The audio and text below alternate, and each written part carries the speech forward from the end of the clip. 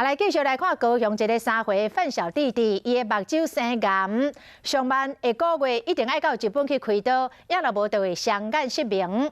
但是这个医疗费高达120万，伊的阿嬷甲主治医师恳请外界来帮忙，一天的时间就引入到200万的善款。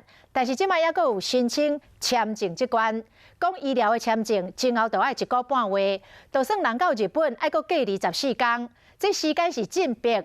病情袂当阁拖落，加上是毋望政府会当用个案审查方式，赶紧摕到签证来救命。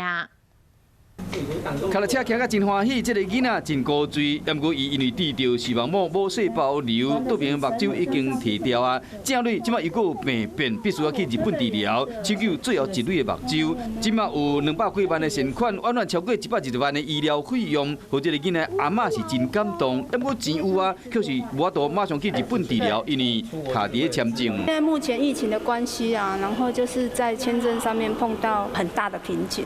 囡仔阿嬷真着急，因为日本的主治医师讲，来拖到12月份才治疗，这个囡仔恐惊会失明。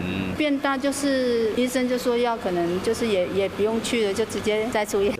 因为疫情影响，目前申请签证方式有2种，一种是商务签，核发只要2天，速度上紧；不过因唔是商务的，所以讲无法度适用。那医疗签，因为文件申请真高工，上少要等咧差不多1个半月，唔管什么款的方式，到当地拢要搁进行14天的居家隔离。 恐惊去牵到治疗的时间。日本医生那边给我们预定的时间根本会来不及。开一个专案的会议，希望能够尽速让这位小朋友到日本来就医。